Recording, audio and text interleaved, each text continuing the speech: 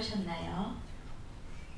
제가 오늘 여러분들 만날 생각을 하면서 낮에 꽃시장에 꽃을 사러 갔거든요. 너무 꽃 이쁘죠? 가게도 예쁜 꽃이 준비되어 있습니다. 지금 행사철이 지나가지고 꽃도 굉장히 싸고 심심하고 그래서 더 기분이 좋았는데 바람은 살짝 차기는 해도 햇살이 너무 따뜻해서 아 진짜 봄이 왔구나 라는 생각을 했습니다. 지금 이제 봄이 되고 봄 햇살이 점점 따뜻해질 텐데 21세기라고 하면 보통은 뭐라고들 많이 얘기를 하시죠? AI 시대, 빅데이터의 시대 이렇게 얘기를 하는데 저는 개인적으로 불안의 시대라는 말을 쓸 수도 있을 것 같거든요. 제가 명상센터에 3년 전에 인연 맺기 전에 제 스스로가 굉장히 불안했고 지금은 어때 보입니까? 많이 불안해 보이나요? 살짝 긴장이 됩니다만 명상을 통해서 제 스스로 굉장히 편안함을 찾았는데 제 주변에 명상을 같이 해보자라고 얘기를 하면 명상을 통해서 괴로움이 없어진다고 불안이 없어진다고 굉장히 막연하게들 많이들 생각을 하시더라고요.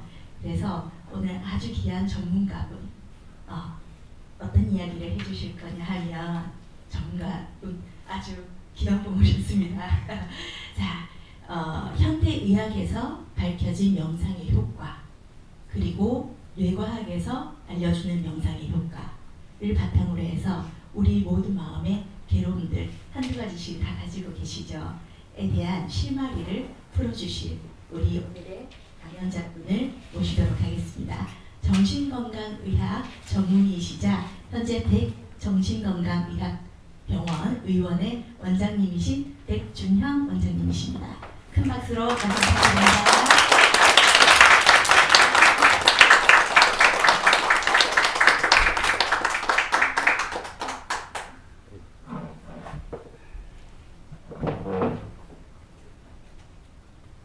네, 잘 들리시나요? 네, 네, 감사합니다. 네, 저는 소개받은 백준형이라고 합니다.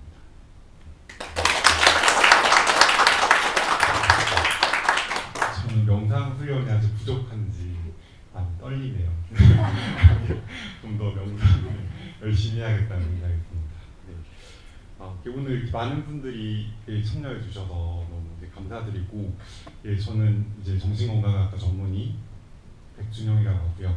오늘 이제 명상이 어떻게 이제 우리 뇌에 도움이 되는지 좀 의학적인, 과학적인 관점에서 같이 이야기를 나눠보고 싶어서 좀 준비를 해봤습니다. 네, 우선 제 소개부터 간단하게 드리자면 저는 어릴 때부터 이렇게 남들과 좀 다르다는 느낌을 되게 많이 받았는데요.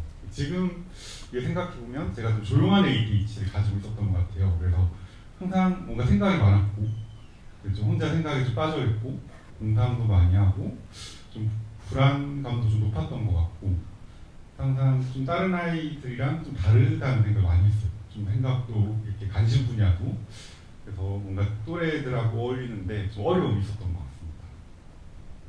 그래서 이런 고민들을 하다 보니까 자연히 좀 심리학에 관심을 좀 가지게 됐고 의대를 진학하고 나서도 별다른 이제 고민 없이 이제 정신과 전공을 하게 됐습니다. 그래서 이제 정신과 이제 전공을 하고 또 많은 이제 환자분들을 이제 만나면서 이제 초반에는 되게 상담 치료에 되게 관심이 많았어요. 열심히 환자분한테 설명도 하고 인지행동 치료, 분석 치료 하면서 이렇게 열심히 이제 환자분들과 대화를 나누고 좀 도움을 드리려고 노력을 했었고 그리고 저 스스로도 상담을 받기도 했습니다. 보통 이제 저희가 분석가가 되거나 좀 더 이제 나은 치료자가 되기 위해서 이제 그 스스로도 이제 분석을 받는 경험을 꼭 해야 되거든요. 그래서 오랜 기간 동안 이제 분석가 선생님께 좀 상담을 받으면서 저에 대해서 좀 이해하는 시간을 또 가지게 되기도 했습니다. 근데 이제 오랜 기간 상담을 하면서도 뭔가 여전히 뭔가 저에 대해 뭔가 풀리지 않는 궁금증들이 좀 많았고 또 이게 상담만으로 또 환자분들께 도움이 되는 게 좀 제한적이라는 생각도 많이 했어요.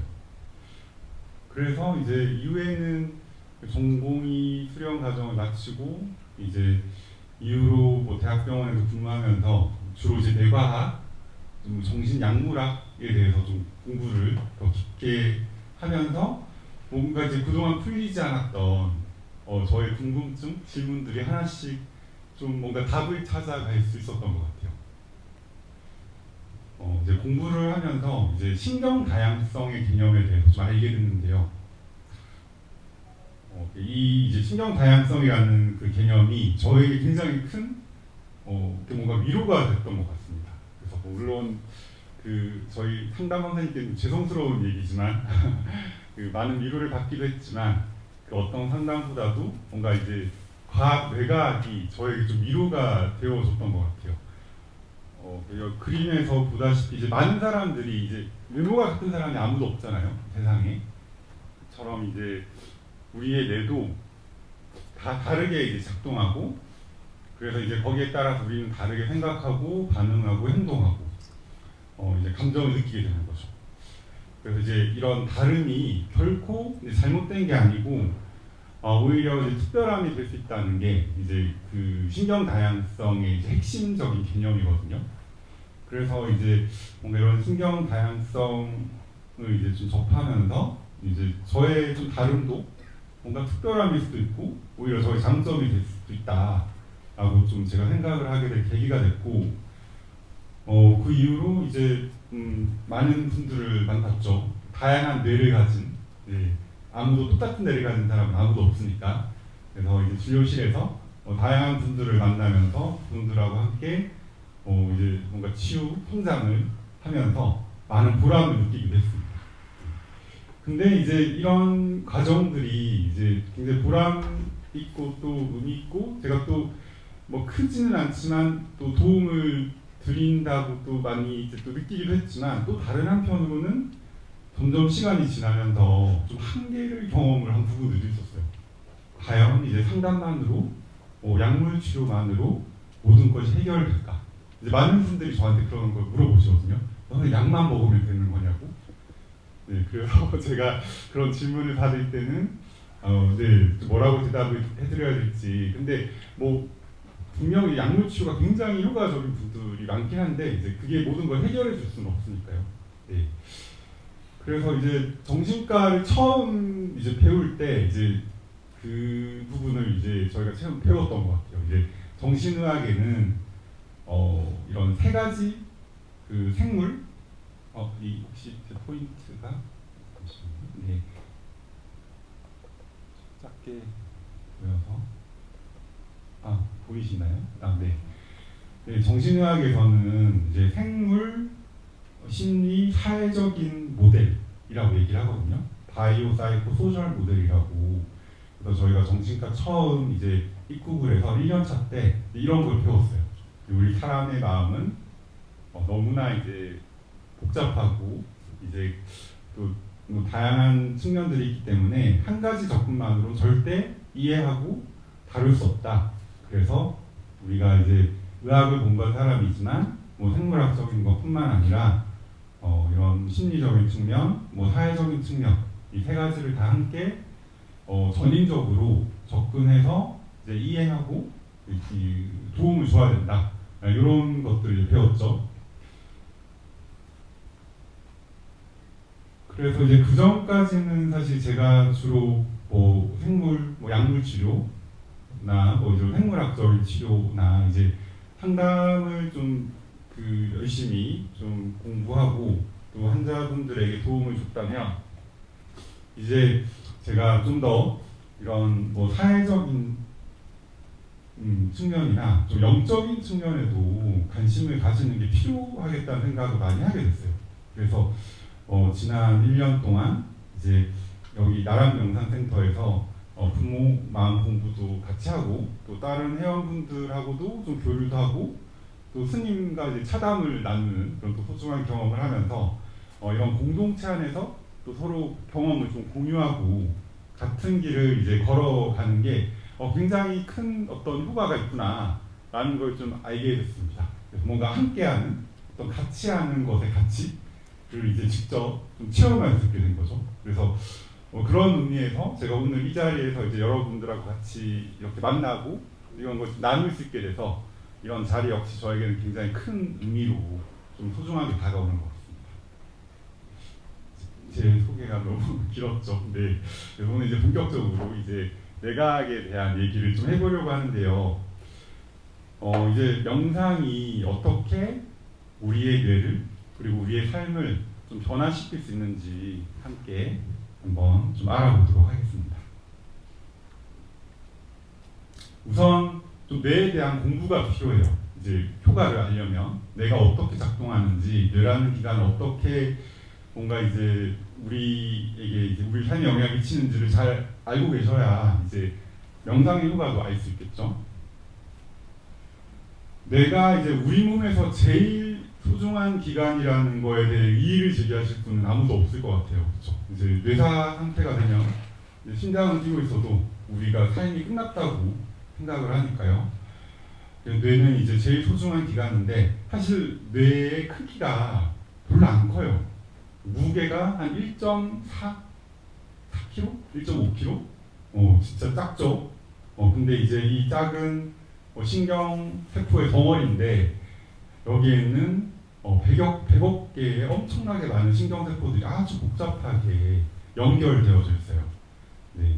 그래서 아까 이제 21세기가 무슨 시대냐고 얘기하셔서 근데 뭐 정신과에서는 이제 뇌과학의 시대다 이런 얘기를 하기도 하는데 그만큼 아직 20세기 뭐 이렇게 뇌에 대해 밝혀지지 않은 것들이 너무너무 많아요. 그래서 계속 새로운 연구들이 너무 많이 진행되고 있고 또 새로운 것들을 계속 우리가 또 이해하고 알게 되고 그런 과정인데 이렇게 작은 우리 전체 체중이 한 2% 정도밖에 안 되는 이런 작은 뇌가 우리가 쓰는 에너지의 20% 이상을 써요.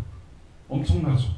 네, 이렇게 조그만 뇌가 어떻게 이렇게 많은 에너지를 사용하고 있을까? 그만큼 뭔가 많은 일을 하고 있기 때문이라고 생각이 듭니다. 우리 뇌는 우리의 뭐 생각, 인지, 학습, 기억, 그리고 뭐 신체 항상성, 항상 우리 몸이 일정하게 유지가 될 수 있도록 도와주고 뭐 신체 증상도 신체도 조절하고요. 그리고 우리의 행동, 뭐 실행, 그리고 뭐 계획, 이런 여러 가지 행동들을 좀 조절해주고 감정을 조절해주는 굉장히 많은 일을 하죠. 네, 사실 이게 다 정신과에서 다루는 영역들입니다. 그래서 이제 정신과라고 하면 저도 처음에 정신과를 들어갔을 때는 뭔가 이제 심리학이랑 비슷하겠거니 하고 들어갔는데 막상 들어가서 수련을 해보면 다 이제 뇌에 대한 공부를 굉장히 많이 하게 되더라고요. 그래서 정신과라는 게 이제 뇌과학을 공부하는 의학의 중요한 분야라고 이해하시는 게 또 정확할 것 같습니다. 또 뇌 구조에 대해서 또 한번 공부를 해볼게요. 네, 뇌는 실제로 이렇게 색깔이 칠해져 있지는 않습니다. 이게 알록달록하게 예쁘게 색칠이 되어져 있는데 뇌는 크게 이제 세 가지로 분류가 돼요. 대뇌, 소뇌, 뇌관. 네, 그리고 제일 큰 이 대뇌가 사실 제일 중요한 역할을 합니다. 뭐 사고, 뭐 감정을 이제 좀 조절해주고 우리의 인지 기능을 담당하는 곳이죠. 그래서 이 큰 대뇌는 다시 전두엽, 부정엽, 축두엽, 섬엽, 후두엽 이렇게 5개의 엽으로 좀 해부학적으로 이렇게 분류를 해요. 네.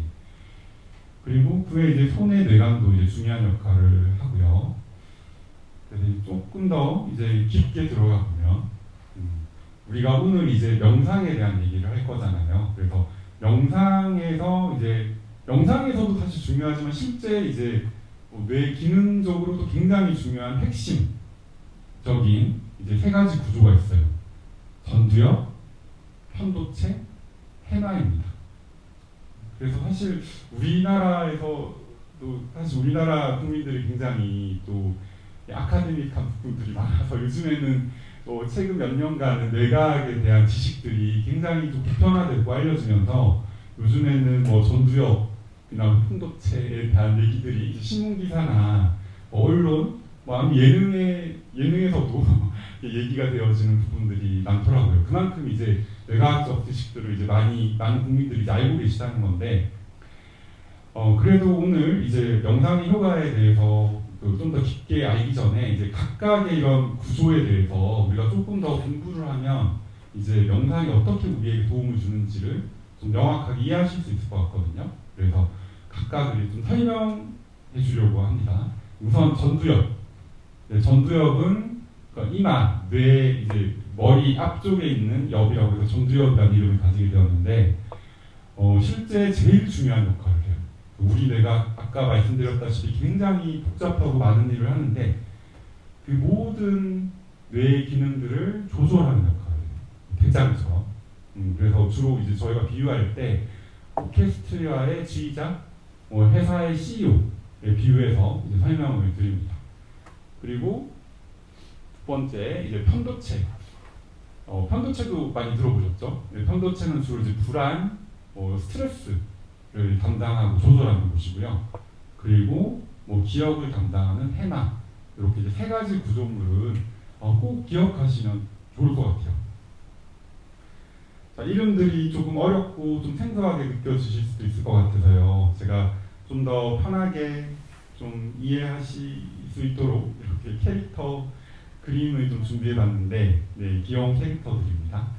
이거는 실제로 저희가 이제 어린이 명상팀 친구들한테도 이 그림을 보여주면서 이제 제가 설명을 해주기로 했었는데, 네, 우리 뇌에는 이제 브레인팀 이렇게 3명의 그 친구들이 함께 힘을 합쳐서 서로 좀 도와가면서 우리가 좀 더 뭔가에 집중하고 뭔가 생각하고 감정을 느끼고 기억을 만들어 나갈 수 있도록 협업을 하고 있습니다.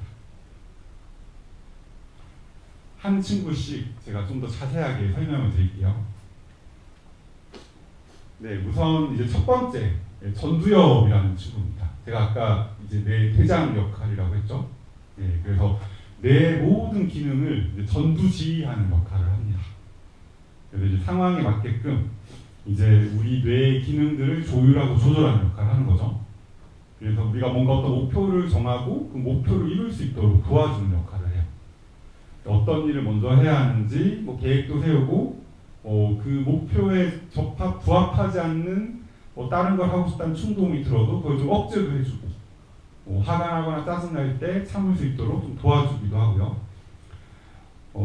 지금 이제 제 강의가 지루하게 느껴져도 핸드폰을 하지 않고 그리고 뛰쳐나가지 않고 이렇게 하시는 것도 전두엽이 열심히 일을 하고 있는 거죠. 네. 예, 전두엽이 그만큼 이제 우리에게 좀 중요한 역할을 하고 있습니다. 근데 이제 이렇게 이제 중요한 전두엽이 좀 너무 피곤하거나 약해지면 좀 여러 가지 문제가 생겨요. 뭔가 실수를 하게 되기도 하고 감정이 쉽게 휩쓸리게 되기도 하고.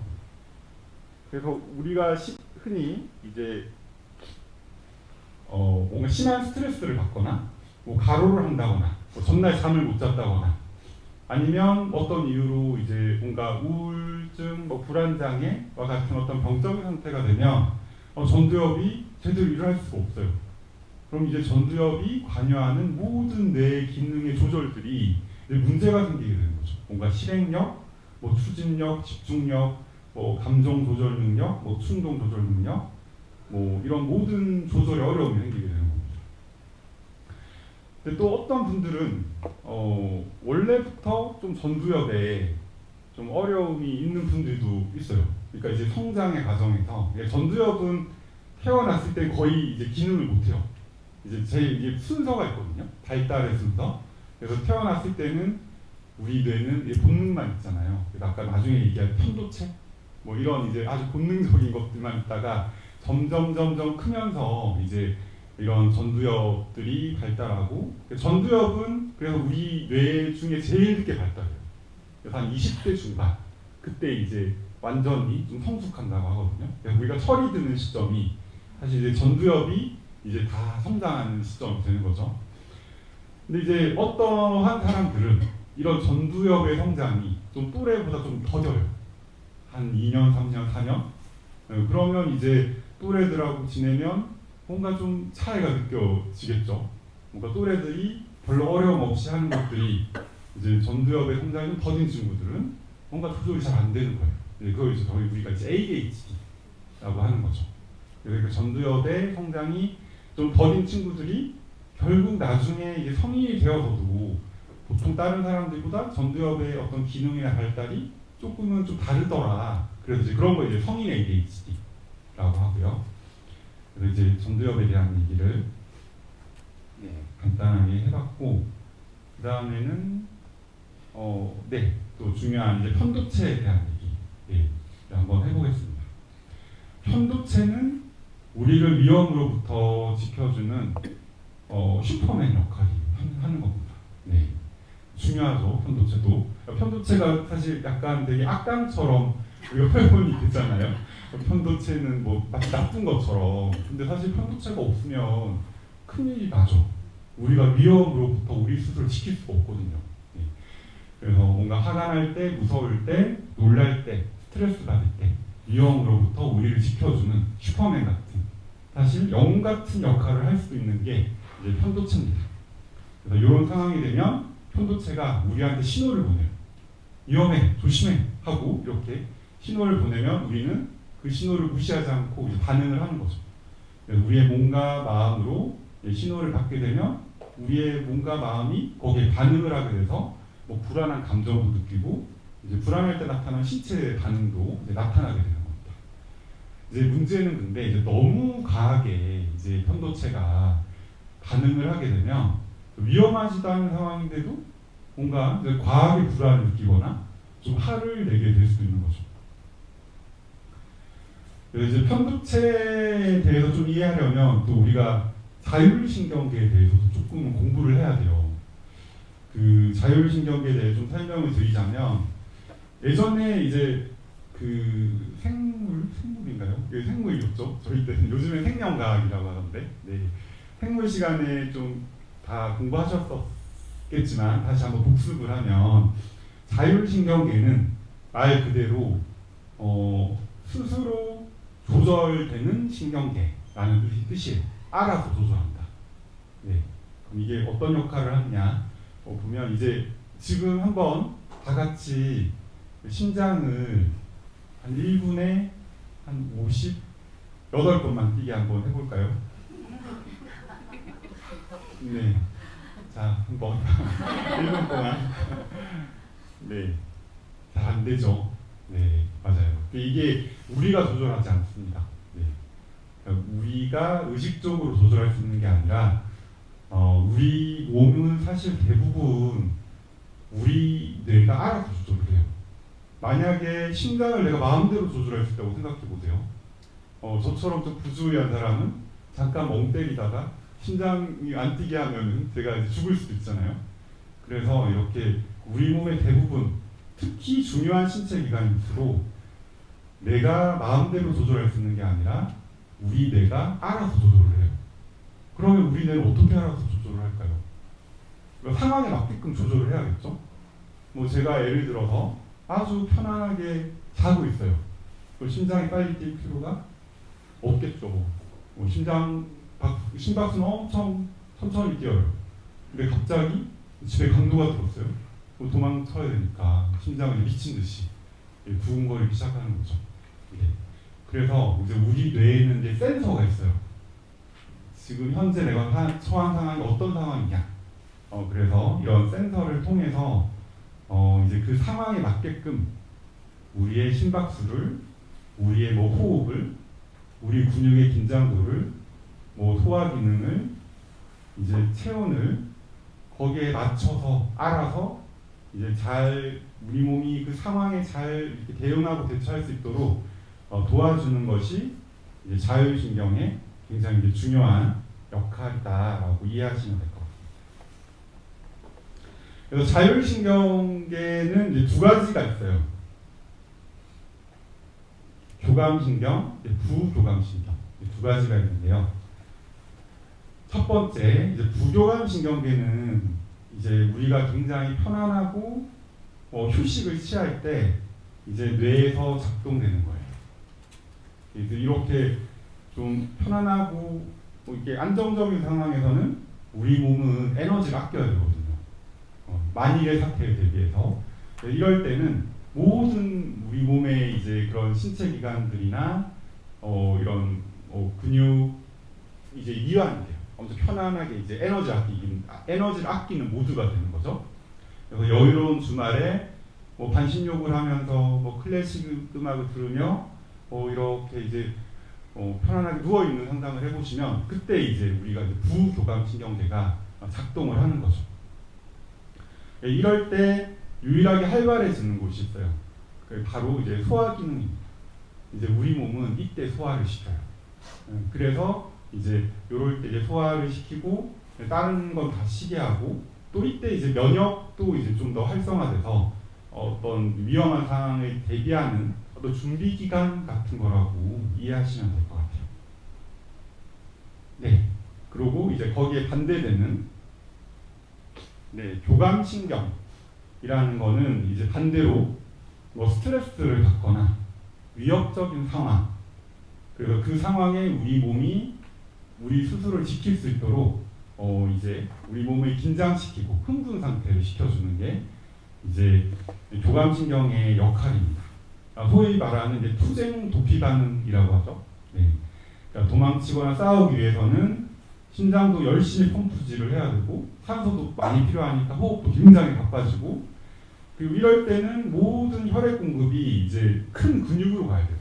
도망치거나 싸우려면 근육에 이제 모든 에너지와 산소가 집중돼야 되니까 혈관이 확장되니까 뭔가 얼굴이 확 달아오르고 뭐 식은땀도 나고 이런 신체 변화가 생기는 거죠. 그리고 이렇게 위험한 상황이 되면 우리 몸은 소화를 안 시켜요. 이런 뭐 일측즉발의 전시 상황에서 뭐 군인들이 밥을 먹진 않잖아요. 그래서 소화 기능은 올스탑. 소화를 시키는데 에너지는 드니까 소화를 시키는데 에너지를 허비할 수 없죠. 그리고 면역도 중단돼요. 이제 뭔가 우리가 그 외부의 그런 그 바이러스나 뭐 세균으로부터 우리 몸을 지키려면 열심히 뭐 백혈구나 이런 면역 관련된 것들을 만드는 공장이 돌아가야 되는데 당장 내가 뭐 죽게 생겼는데 뭐 미래를 준비할 상황이 아니잖아요. 그럴 때는 면역계도 올스탑됩니다. 그래서 이럴 때는 모든 근육이 이제 모든 에너지가 이런 근육이나 뭐 도망치거나 싸울 수 있는 준비를 하는 거죠. 근데 이제 문제는 우리가 지금 살고 있는 21세기는 사실 이런 위험한 상황이라는 게 별로 잘 없잖아요. 이게 우리가 도망치거나 싸워야 될 몸으로. 그러니까 이게 여전히 우리 뇌는 뭔가 원시 시대에 이제 좀 머물러 있는 거죠. 사실 지금은 우리가 처한 좀 위기 상황이나 이런 것 주로 좀 더 전투력이 열심히 좀 일을 해야 되는 상황인데 여전히 이제 우리 뇌는 좀 원시 시대에 머물러 있다 보니 뭔가 위험하다고 느껴지면 오히려 이제 편도체가 활성화되는 좀 아이러니한 그런 이 상황이 된 것 같습니다. 그래서 어떤 사람들은 원래 좀 예민한 편도체를 타고난 사람들이 있어요. 그래서 태어날 때부터 뭐 그랬을 수도 있지만 뭐 유전적으로 좀 물려받았을 수도 있고 좀 더 예민한 편도체를 가지고 계신 분들은 똑같은 상황이 생겨도 좀 더 예민한 거예요. 우리 애기 키울 때도 그렇잖아요. 뭐 애기를 한 명만 키우신 분들은 잘 모르겠지만 한 두세 명 키워보면 한 명 한 명이 다 다르잖아요.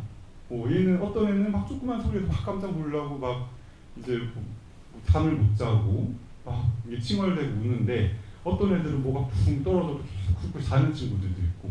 근데 이게 다 편도체가 활성도 자체가 좀 다른 거죠.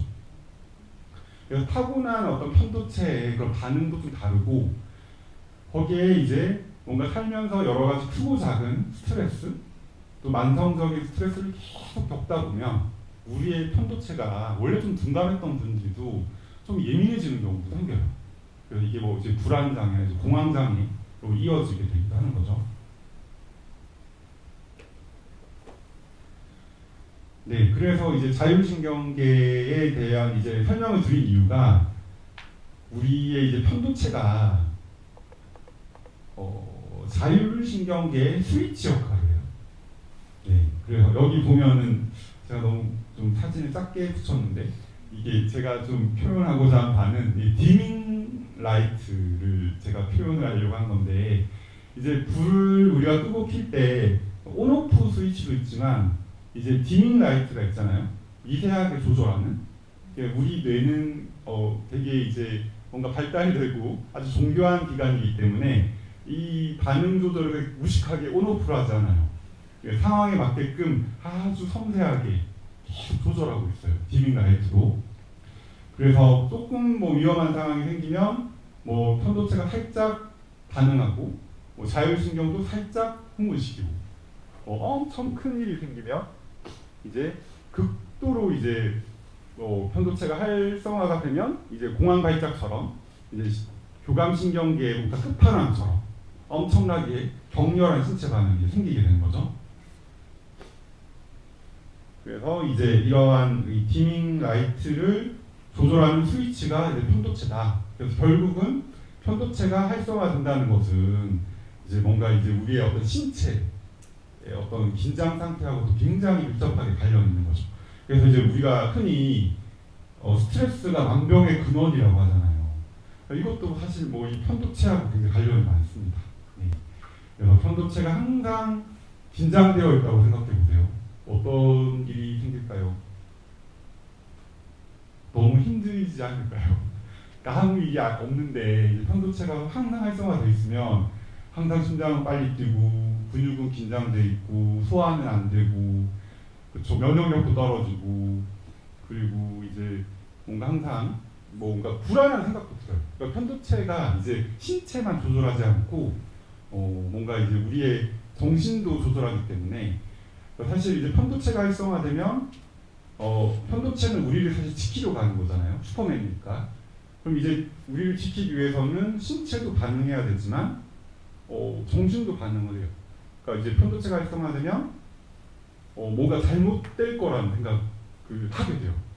그게 이제 사실이냐 아니냐와 상관없이 뭔가 내가 잘못될 것 같고, 뭐 내가 진짜 뭐 죽을 것 같고, 뭔가 이제 뭐 실패할 것 같고, 더 나빠질 것 같고, 이제 이런 극악의 상황이 이제 마치 사실인 것처럼 믿어야지만 이제 우리가 위험한 상황에 좀 더 잘 대처할 수 있다라고 우리 뇌는 그렇게 프로그래밍이 돼 있기 때문에, 이제 편도체는 단지 이제 신체만 조절하는 게 아니라 우리의 어떤 사고까지도 이제 조절하는 거죠. 인사이드 아웃 2 영화를 보면 이제 굉장히 잘 표현되어 있잖아요.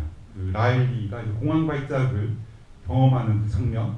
이제 그걸 보면서 이제 불안장애 환자분들이 너무 내 어떤 마음과 이제 내 생각을 잘 표현한 것 같다고, 이제 공감이 많이 됐다고 얘기를 하시는데, 이제 편도체가 이제 그런 우리의 생각과 이제 신체를 조절하는 스위치 역할을 한다. 이걸 좀 기억하시기 바랍니다.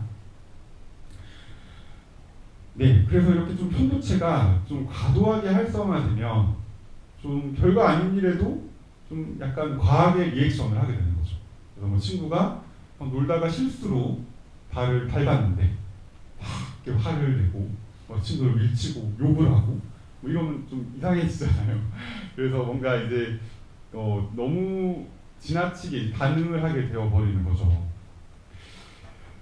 네, 그래서 이제 편도체가 이제 너무 강하게 이제 반응을 하면 이제 사실 이게 자율신경계만 반응을 하는 게 아니라, 이 친구 기억하세요? 누구죠?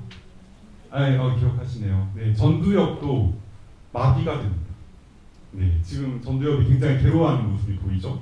네, 사실 이게 전두엽과 편도체는 서로 이렇게 잘 호흡을 맞춰서 같이 일을 협업을 해야 되는데, 편도체가 이렇게 과도하게 흥분을 해버리면 전두엽이 너무 괴로워해요. 정신을 못 차려요. 네, 그래서 이걸 이제 뭔가 그 편도체 하이제킹이라는 표현 들어보셨어요? 그러니까 이제 편도체가 우리 뇌를 장악하는 거예요. 그러니까 우리가 이성적인 사람이고, 뭐 이성적으로 사고하고 판단하고 뭐 조절할 수 있는 사람이지만, 극악의 불안을 느끼면 편도체가 이제 우리 뇌 전체를 장악하는 거예요. 그럼 전두엽도 기능을 할 수 없고, 그럼 정말 극악의 공포를 느끼고 좀 비이성적인 판단을 하고, 그리고 이제 뭔가 좀 행동을 이어지게 될 수도 있겠죠. 네. 그래서 이렇게 과도하게 활성화된 편도체가 전두엽이 제대로 생각하고 반응할 수 없게 이제 만드는 거죠. 그래서 이제 말씀드린 것처럼 편도체가 과활성화되면 결국 이제 전두엽의 기능이 이제 저하가 되게 되고 우리가 이제 불안, 공포, 스트레스가 극도로 이제 증가하게 돼서 우리 뇌가 이제 스스로를 조절하는 능력을 좀 상실하게 돼요. 그래서 우리가 뭐 다 경험을 해보셨을 것 같아요, 그렇죠? 네. 극도의 스트레스 상황에서 우리가 얼마나 좀 논리적이지 못하고 감정적이게 되는지 뭐 다 한 번씩은 이제 경험이 있으실 거라 생각됩니다. 네. 그래서 이제 전두엽과 편도체는 서로 이렇게 좀 상호작용이 있거든요. 그래서 반대로 전두엽이 활성화가 되면 그러면 이 전두엽이 편도체를 좀 진정시켜줘요. 그래서 이제 뭔가 전두엽이 좀 이성적인 판단을 좀 내리면서 편도체 이런 감정적 반응을 좀 억제시키는 거죠. 우리가 좀 화가 나도 좀 불안해도 좀 이성적으로 나를 깔아앉히고 대처 가능할 수 있도록 그래서 사실 이제 우리가 전두엽이 좀 더 잘 작동할 수 있도록 편도체가 좀 더 안정화될 수 있도록 하는 게 이제 우리 뇌가 좀 더 원활하게 잘 기능할 수 있기에 굉장히 중요하겠죠. 네. 그래서 이제 김주환 교수님이 항상 얘기하시는 게 뭐 편도체 안정화, 전두엽 활성화, 편안 전달 이렇게 얘기를 하시던데 이게 이제 그 이야기라고 이해하시면 될 것 같습니다. 그리고 이제 다음 해마라는 친구는 이제 사실 이 해마도 굉장히 전두엽과 편도체에 예민하게 반응하는 친구예요. 사실 이 해마는 위치상 그 편도체 옆에 있거든요. 이 해마도 막 편도체가 활성화되면은 해마도 정신을 못 차려요. 그래서 이제 전두엽과 편도체가 이제 좀 잘 이렇게 협업을 해서 전두엽이 활성화되고 그리고 편도체가 안정화돼야 해마도 기억을 잘 조정할 수 있어요. 그래서 이제 공부를 잘하려면 이제 기억 이제 잘 해야 되는데 집중도 하고 결국은 우리가 편도체가 안정화가 돼야 아이들이 이제 공부를 잘 할 수 있겠죠. 네. 그래서 이제 부모님들께서 이제 편도체 안정화에 신경을 쓰시는 게 이제 중요하다라고 말씀을 드리고 있습니다. 그래서 이제 좀 정리를 하면 이제 우리 다시 브레인 팀이 총 등장했습니다. 네, 전두엽, 편도체 그리고 해마 이 뭐 또 좀 더 이제 부캐릭터도 많지만 이제 주요한 이 세 명의 친구들이 서로 협력을 잘해서 일을 잘 할 수 있도록 편도체가 안정화되고 전두엽이 활성화될 수 있도록 하는 게 이제 중요하겠죠. 지금까지는 제가 그 뇌의 해부학적 구조에 대해서 하나하나씩 설명해 드렸는데 사실 우리 뇌는 그렇게 간단하지가 않아요. 이렇게 탁탁탁 이렇게 나뉘어지지 않아요. 그래서 최근에 여러 가지 뭐 그런 뇌 연구, 펑셔널 MRI나 이런 연구를 해보면 사실 이 해부학적인 구조는 우리가 눈으로 보는 것뿐이고 결국은 이 뇌는 네트워킹이더라. 그러니까 신경계가 이제 막 이렇게 복잡하게 네트워킹이 돼서 활성화되고 뭐 저하가 되더라. 그래서 결국 이런 신경의 어떤 네트워킹을 이해하는 게 중요하다라는 이 개념들이 최근에 이제 계속 나오고 있죠. 네, 그래서 이번에는 네트워킹에 대해서 좀 공부를 해보겠습니다.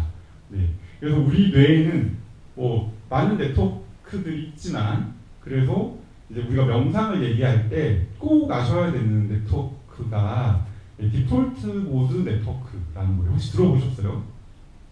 사실 이거 좀 어려운 개념인데 요즘에는 또 이런 얘기들도 종종 많이 나오더라고요. 네. 그래서 이제 쉽게 말하면 우리 약간 자율신경 개념하고도 좀 비슷해요. 그러니까 우리가 현재 그 상황에 따라 우리 뇌가 계속 모드를 바꾸는 거예요. 내가 뭔가 집중하고 뭔가 열심히 뭐 해야 할 어떤 과업이 있다. 그러면 이제 우리 뇌는 약간 집중 모드가 되는 거고 내가 지금 당장 할 일이 없다.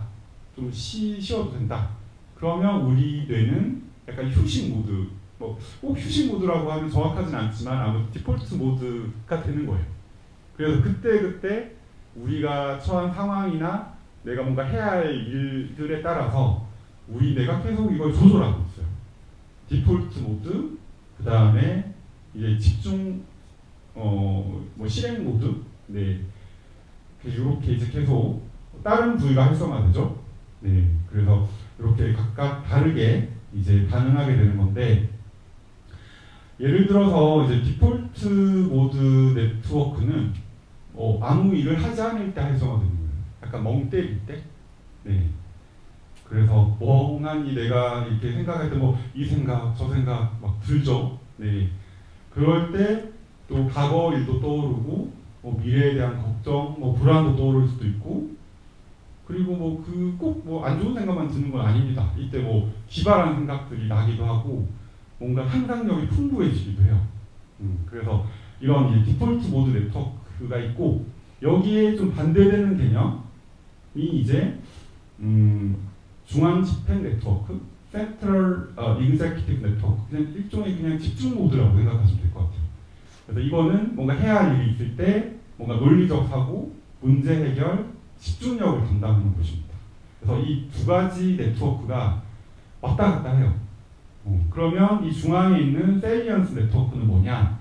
이거는 이제 내가 지금 처한 상황이 어떤지를 이제 인지하는 네트워크예요. 그래서 이제 세리언스 네트워크가 어떤 외부 자극이 주어지면 지금 상황이 어떤지를 판단하고 센트럴 익제큐티브 네트워크를 활성화시킬지 아니면 디폴트 모드 네트워크를 활성화시킬지 결정하는 거죠. 일종의 약간 비서 역할. 그리고 이 디폴트 모드 네트워크는 되게 좀 창의적인 예술가, 그리고 뭐 센트럴 익제큐티브 네트워크는 뭔가 좀 논리적인 어떤 뭐 실행가, 약간 이런 느낌이라고 생각하시면 될 것 같아요. 근데 아까 제가 이제 뭐 자율신경, 뭐 교감, 부교감도 설명드렸고, 그리고 또 이제 그 다음에 그 편도체 전두엽 설명드렸잖아요. 그것도 약간 비슷하잖아요. 그때 조절하는 거. 균형이 중요한 거죠. 뭐 편도체는 나쁘다, 뭐 교감신경은 잘못됐다, 이렇게 생각할 게 아니잖아요. 편도체, 교감신경 다 중요하듯이 이제 그때 상황에 맞게끔 이게 조절이 되는 게 이제 중요한 거죠. 이것도 마찬가지예요. 뭐 센트럴 익제큐티브 네트워크가 일을 하는 거니까 중요하고, 디폴트 모드 네트워크는 멍 때리는 거니까 이거 필요가 없다. 이게 아니라 우리 뇌는 둘 다 필요해요. 일할 때는 일하고 쉴 때는 쉬어야 되니까. 근데 이제 우리가 이제 명상을 할 때 항상 뭐 자동 조정 상태에서 벗어나야 된다라고 얘기를 하잖아요. 그게 사실은 디폴트 모드 네트워크를 얘기하는 거거든요. 그래서 우리가 스트레스를 많이 받거나 좀 우울하거나 불안하면 우리 뇌는 좀 더 디폴트 모드 네트워크가 과해져요. 그래서 뭔가 현재에 집중하지 못하고 계속 과거 생각이 나고 좀 미래에 대한 걱정, 불안이 들고 그렇게 이제 반복되게 이제 이런 생각을 하면서 지금 현재에 집중을 하지 못하는 거죠. 그래서 디폴트 모드 네트워크가 이제 주로 우울, 불안에 좀 관련이 있고, 또 반대로 센트럴 익제큐티브 네트워크가 너무 강한 사람도 있어요. 항상 뭔가 논리적이고 항상 뭔가 열심히 뭐 안 쉬고 완벽주의, 뭐도 완벽하게, 그런 분들은 이 센트럴 익제큐티브 네트워크가 너무 활성화되는 거예요. 그럼 어떻게 되겠어요? 너무 피곤하겠죠. 네, 맞아요. 너무 피곤하고 지쳐요. 교감신경계가 항상 활성화되어 있는 것처럼. 그러면 뭐 번아웃이 오는 거죠. 그래서 뭐 이 둘 다의 어떤 균형이 중요하다라고 이해를 하시면 좋을 것 같습니다. 네, 그래서 이제 제가 시간이 너무 많이 됐네요. 시간을 맞춰서 하도록 하겠습니다. 그래서 이 디폴트 모드 네트워크와 그 두 가지가 이제 좀 잘 밸런스를 맞추는 게 이제 중요하다는 거고요. 이것도 이제 다 뭐 신경 다양성의 개념으로 이해하면 될 것 같아요. 우리가 다 달라요. 이제 뭔가 아까 말했던 그 센트럴 익제큐티브 네트워크가 좀 더 잘 작동되는 사람이 있고 또 뭐 디폴트 모드 네트워크가 또 잘 작동되는 사람도 있고 다 이제 사람마다 다릅니다. 어떤 사람은 논리적이고 또 어떤 사람은 자유분방하고 상상력이 풍부하고 또 어떤 사람들은 또 예민하고 또 뭔가 남들이 못 느끼는 걸 느끼고 또 어떤 분들은 또 되게 둔감해서 뭐 감정 변화 없이 이렇게 무던하게 잘 지내시잖아요. 근데 우리가 뭐 어떤 게 올바르다라고 얘기할 수 있나요? 네, 맞습니다. 이제 올바른 뇌라는 건 없죠. 다 이제 다른 거니까 각자의 방식대로 우리 뇌는 작동하고 있어요. 그래서 각자의 뇌가 뭐 뇌가 가지고 있는 뇌가 또 어떤지를 좀 잘 이해하고 내가 가진 뇌가 최적의 방식으로 잘 작동할 수 있도록 내가 스스로를 잘 이해하고 조절하는 방법을 배우는 게 이제 중요하다고 생각이 듭니다.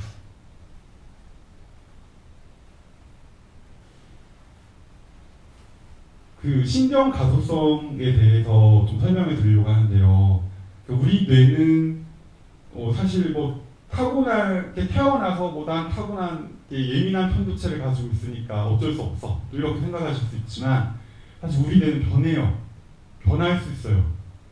그래서 실제 우리가 이제 뭐 다 물려받았다, 뭐 타고났다, 뭐 어쩔 수 없다, 나는 계속 이렇게 살아야 된다 이렇게 생각하지만 사실 우리가 부모님으로부터 물려받은 유전자가 2만 개 이상이 된다고 하는데 그 중에 실제로 발현되는 유전자는 10%가 안 된대요.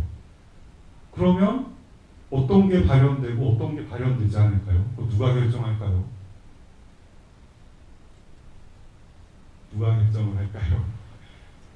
네, 환경이 결정을 해요.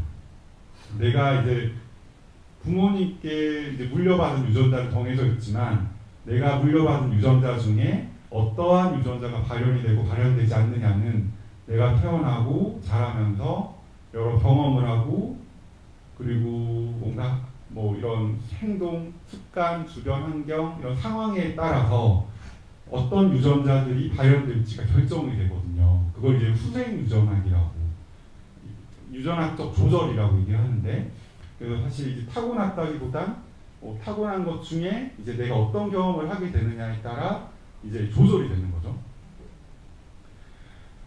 그리고 이제 우리가 운동을 하면은 이제 근육이 커지는 것처럼 우리 신경 세포들도 똑같아요.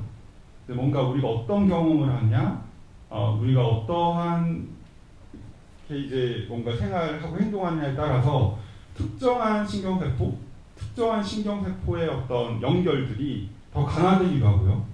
그리고 잘 사용하지 않으면 사용되지 않는 신경회로들은 없어져요. 이걸 이제 가지치기라고 하거든요. 실제로 이제 우리가 왜 가지를 치듯이 이제 가드닝 할 때, 그래서 우리가 우리의 뇌는 계속 변합니다. 이런 식으로 뭐 새로운 뭐 외국어를 배우거나 악기를 배울 때 또 우리는 그 새로운 신경회로들이 막 생성되는 거예요. 계속하면 나중에는 아주 쉽게 할 수 있잖아요. 이게 신경회로가 한번 생성이 되면 이제 자동적으로 이제 아주 잘 되는 거죠. 그리고 오랫동안 사용하지 않는 기술이나 지식은 이제 없어지는 것도 그 신경회로가 신경세포들이 이제 가지치기를 당하기 때문에 그렇다고 이해하시면 될 것 같아요. 그래서 이런 과정들이 이제 신경 가소성 이제 주로 뭐 태아기, 유년기, 청소년기까지 굉장히 활발하게 이루어지거든요. 그래서 사실 이제 청소년 시기에 또 명상을 하는 게 이제 좀 더 도움이 될 수도 있다는 얘기긴 한데, 근데 사실 성인기 이후에도 이 신경 가소성은 죽을 때까지 계속 이루어집니다. 그래서 우리의 뇌는 얼마든지 변할 수 있다는 거, 그래서 우리의 기질을 이해하고 작은 노력들을 계속 하다 보면 우리 뇌는 더 나은 방향으로 변할 수가 있습니다. 제가 그 명상은 사실 저도 명상을 잘 몰라요. 제가 좀 이상하게 들리시겠지만 명상의 어떤 그런 의학적인 효과에 대해서 막 설명을 드리는데 사실 저도 명상을 이렇게 직접 한 지는 그렇게 오래되진 않았거든요. 그래서 명상에 대한 설명을 간단하게 드리려고 했는데 이제 시간 관계상 이 부분은 생략을 하도록 하겠습니다. 그래서 뭐 이 부분만 설명을 드리면 사실 저는 정신과 의사니까 주로 정신적으로 아픈 분들을 많이 보잖아요. 그래서 제가 하는 일은 그 그 아픈 분들을 안 아프게 도와드리는 거예요, 주로. 근데 이렇게 아픈 분들 안 아프게 도와드리면 이분들이 이제 잘 지내시면 좋은데 또 아파져요.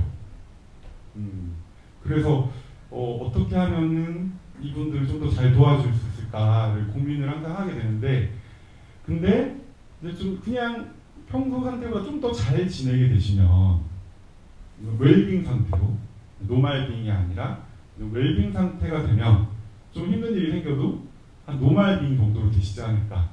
그래서 이제 웰빙 상태, 그냥 노말빙에 만족하지 않고 좀 웰빙을 할 수 있는 방법이 뭘까, 잘 존재할 수 있는 방법이 뭘까, 거기에 대해서 이제 명상이 이제 답이 될 수 있다는 거죠. 그래서 우리가 어떤 부정적인 생각들, 우리 뭐 신경회로나 뇌의 어떤 특정한 작동 방식 때문에 뭐 부정적 생각, 날 힘들게 하는 신체 증상, 거기에 빠져나갈 수 있도록 내가 내 호흡, 감각에 좀 더 집중하고 그걸 좀 받아들이고, 그리고 뭐 감사함을 느끼고, 그러니까 명상 훈련을 통해서 조금씩 나아지고, 그리고 사람들과 연결되고 함께하는 뭔가 가치를 알아가는 것, 이 세 가지를 실천하면 우리 누구나 좀 더 이제 웰빙할 수 있지 않을까. 그래서 이런 좀 내용들이 있는데 이건 좀 간단하게 넘어가고 이제 명상의 효과에 대해서 좀 정리를 해봤습니다.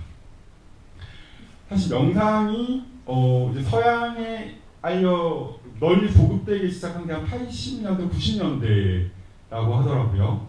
예, 그래서 이제 결국 이제 동양에서의 그런 것들을 이제 도입해서 좀 더 이제 보편적으로 많은 사람들이 할 수 있도록 서양에서 이제 보급을 한 역할을 했는데, 초반에는 그 명상의 효과에 대한 연구를 주로 했어요. 연구자들이 명상을 해보니까 이러했던 사람들이 이렇게 좋아졌구나. 그런 연구들이 이제 계속 반복되니까 그러면 왜 이게 좋아지는 걸까? 이걸 한번 연구해보자 해서 뭐 2000년대, 2010년대부터는 이제 명상의 어떤 작용 메커니즘에 대해서 연구를 해보자는 그런 연구들이 많이 진행이 됐죠.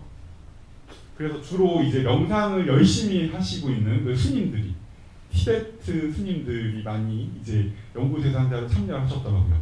도대체 이분들의 뇌는 어떻게 다른가?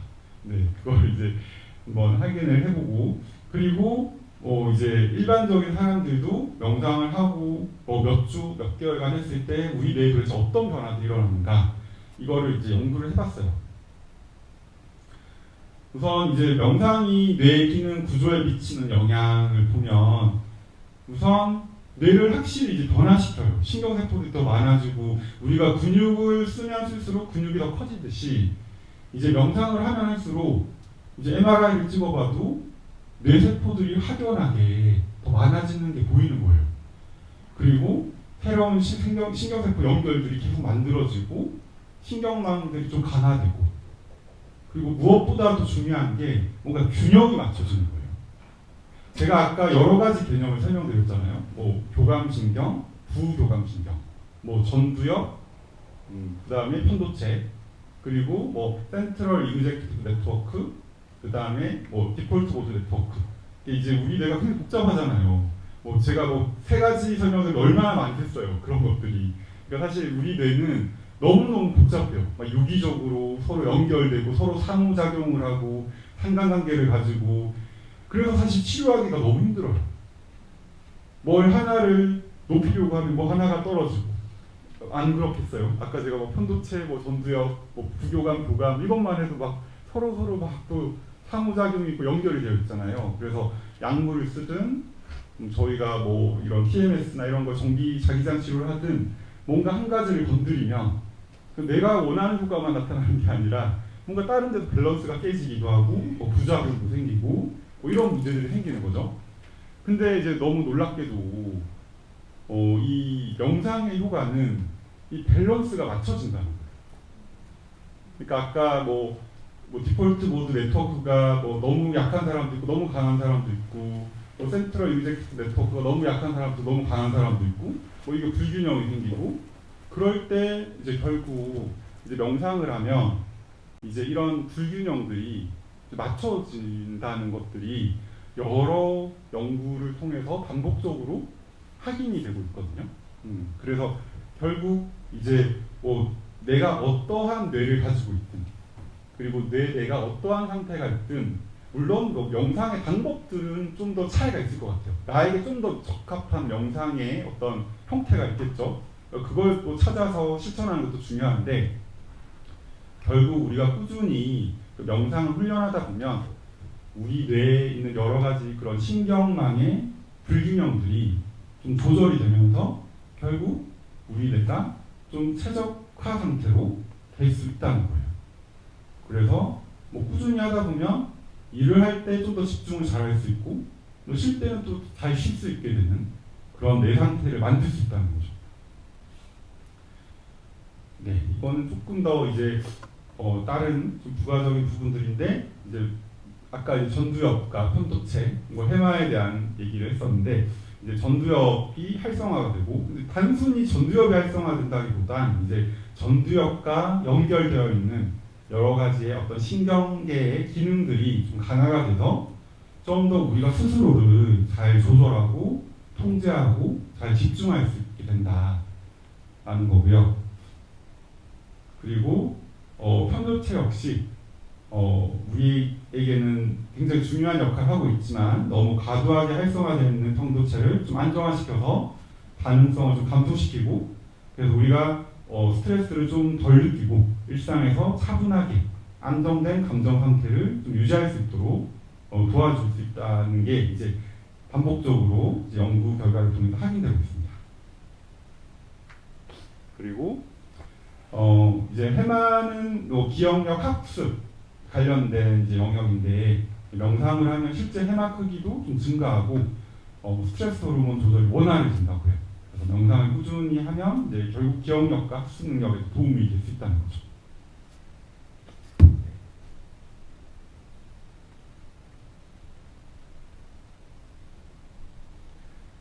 운동이 건강에 좋다는 거는 다 알고 계시죠? 운동하세요? 하세요? 많은 분들이 저는 안 하고 있어서 열심히. 네, 근데 제가 이때까지 명상을 하는 게 왜 필요한지, 왜 도움이 되는지 말씀을 드렸는데 우리가 사실 뭐 좋다는 걸 아는 것과 그걸 실천하는 것은 또 다른 문제인 것 같아요. 운동 좋다는 거 모르는 사람이 누가 있어요? 그리고 사실 뭐 명상이 좋다는 거는 뭐 잘은 모르지만 뭐 좋을 것 같잖아요. 그냥 뭐 상식적으로 생각해봐도. 근데 이제 이 실천은 또 다른 얘기인 거죠. 네. 그래서 이제 운동도 혼자 하는 것보다는 같이 하면 좀 더 잘 되잖아요. 동기부여도 되고 약간 책임감도 생기고 그런 것처럼 명상도 좀 함께 하면 좀 더 꾸준하게 할 수 있게 되지 않을까 하는 생각도 들고요. 그리고 함께 함으로써 좀 더 깊고 강력한 명상의 효과도 느끼게 되실 수도 있을 것 같습니다. 그리고 사실 우리 사람은 그 사회적 동물이잖아요. 그래서 원래 우리 뇌는 사람들하고 함께 있을 때 잘 기능하게 돼 있어요. 원래 그렇게 만들어져 있기 때문에 꼭 뭐 명상을 하는 게 아니라도 다른 사람들과 함께 하는 것만 해도 우리는 좀 정서적 유대감을 느끼고 그리고 뭔가 연결감을 느끼면서 그것 자체만으로 우리 뇌에 긍정적인 효과를 받게 되는 거죠. 그리고 이제 명상을 계속 하다 보면 또 사람들과의 연결을 넘어서서 좀 더 깊은 차원의 연결감을 좀 경험하게 된다라고 얘기해 주시는 분들이 많이 계십니다. 그래서 제가 이제 준비한 내용 여기까지고 제가 운영하고 있는 상담센터가 이름이 마음의 정원이거든요. 네, 그래서 그 홍보하려고 하는 건 아니고 제가 이제 마음을 돌보는 게 이제 그 정원을 돌보는 거랑 참 비슷하다는 생각을 했어요.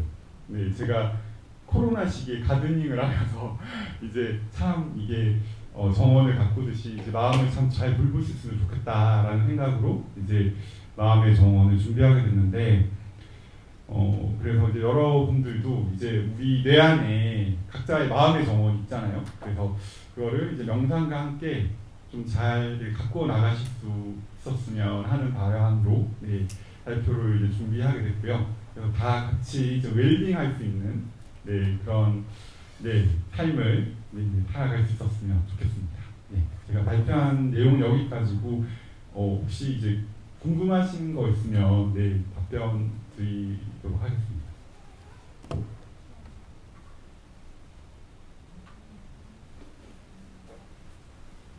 자주 오는 기회가 아닙니다. 적극적으로 이런 질문하면 어떻게 생각할까 그런 걱정 안 하셔도 됩니다. 네. 편도체가 활성화되는 거랑 전두엽의 기능이 이렇게 좀 저하되는 게 이렇게 네. 시소처럼 네. 왔다 갔다 하는데 네. 만약에 심각한 어떤 우울증이나 불안 장애를 가진 환자들이 네. 정신과에 갔을 때 이 편도체를 안정화시키는 어떤 치료를 받게 되면 네. 그러니까 어떤 약물로서 편도체를 안정화시킨다 하면 시소 작용으로 전두엽의 어떤 활성화나 여기에 네. 좀 강화되는 효과가 네. 바로 이어집니다. 네. 굉장히 학술적이고 좋은 질문이시고 당황을 하게 되네요. 네. 네, 됐습니다. 굉장히 좋은 질문이시고요. 네, 편도체랑 이제 전두엽은 서로 상관관계가 있고 이제 서로 이제 반대되는 그 상관관계가 있기 때문에 편도체가 안정화되면 이제 전두엽이 활성화가 될 수 있죠. 그것만으로도. 그리고 보통은 편도체가 활성화가 돼 있으면 이제 치료의 목표는 편도체 안정화가 우선입니다. 네, 이제 편도체가 안정화되는 게 더 중요해요. 그리고 이건 ADHD도 마찬가지예요. 이제 ADHD는 전두엽이 좀 기능이 떨어져 있는 거라고 말씀드렸잖아요. 근데 이제 뭐 다양한 ADHD 환자분들이 있지만 어떤 ADHD 성향이 있는 분들은 전두엽은 굉장히 떨어져 있고 뭐 편도체가 활성화되지 않은 분들도 있지만 전두체가 굉장히 활성화되어 있는 분들도 있거든요. 그런 분들은 뭐 전두엽을 활성화시켜서 편도체를 안정화시키려고 하는 게 뭐 우선 목표가 아니라 우선은 편도체를 안정화시켜야 돼요. 그래서 뭔가 이제 편도체를 뭔가 이렇게 안정화시키는 게 사실 이제 의학적으로 좀 더 중요한 어떤 치료의 목표가 우선 됩니다. 왜냐하면 이제 편도체가 안정화되면 그 이후에 많은 것들이 좀 자연히 회복되거든요. 굳이 전두엽을 내가 활성화시키려고 노력하지 않아도 그냥 편도체 안정화만으로도 전두엽이 회복되는 경우도 많습니다. 네. 제가 얼마 전에 그 ADHD에 대한 강의를 듣고 왔는데요. 보통 요즘 성인 ADHD도 많잖아요. 네.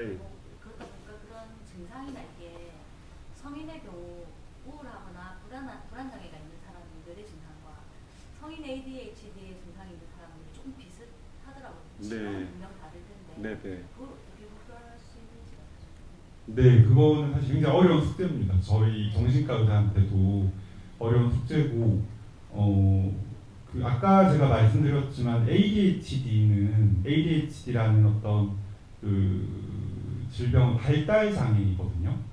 그래서 예를 들어 뭐 제가 뭐 시험 전날 열심히 공부를 하고 있었는데 집에 강도가 들어왔어요. 근데 이제 갑자기 머리가 하얘지고 아무 생각이 안 나요. 책에 또 하나도 집중이 안 되고. 그래서 제가 갑자기 ADHD가 걸린 건 아니잖아요. 그거는 저의 편도체가 너무 활성화된 나머지 저의 전두엽이 뭔가 마비가 된 상태가 된 거겠죠. 그래서 전두엽이 저하가 된 상태를 ADHD라고 하는 건 아니고요. ADHD는 정의상 이제 발달의 문제이기 때문에 아주 어렸을 때부터 발달상 전두엽의 기능이 그 다른 또래에 비해서 좀 유의하게 좀 더딘 거죠. 더디게.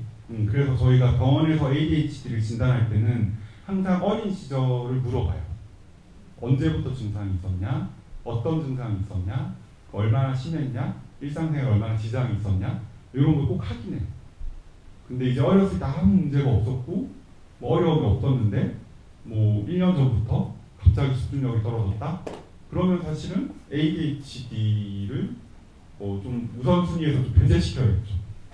그러면 우선 이제 편도체의 그런 지나친 활성화 때문에 전두엽 기능이 떨어지지 않았겠냐라고 먼저 의심을 하고 편도체 안정화의 치료를 먼저 하는 거죠. 그리고 편도체가 안정화된 이후에 전두엽의 기능을 평가하고 이제 ADHD의 여부를 좀 확인해 볼 수도 있을 것 같아요. 근데 ADHD가 약간 마스킹 되는 경우도 많아요. 어렸을 때부터 약간 조용한 ADHD들 되게 많잖아요. 특히 이제 여성분들 그리고 가행 행동이 없는 뭐 남자 아이들도 그리고 뭐 또 친구가 뭐 공부도 잘 했고 뭐 기능상에 크게 문제가 없으면 약간 빈틈이 있고 뭘 흘리고 다니고 해도 부모님들이 그냥 아유 뭐 공부 잘하니까 이렇게 이런 신경을 많이 안 쓰시잖아요. 그래서 뭐 그렇게 좀 진단되지 않는 좀 뭔가 마스킹되는 ADHD 분들도 굉장히 많아서 어렸을 때 저는 뭐 괜찮았는데요 라는 것만으로 또 ADHD를 완전히 배제하기는 또 어려운 부분도 있어요. 그래서 저희가 딱 그 시점에서 진단을 내리지는 못하고 정신건강학과 항상 어떤 그 꾸준한 경과를 보면서 이제 변화도 관찰하고 뭐 약물 치료에 대한 반응도 보고 그러면서 이제 진단을 좀 신중하게 내리고 있습니다. 그 일단 내과학과 명상이라서 제가 그 보시는 케이스들 중에 그러니까 환자분들 중에 이제 원장 선생님께서도 명상을 하고 계신데 환자분들 중에 이제 명상을 시작해서 어떤 변화 혹은 그런 걸 직접 보고 계신지 그런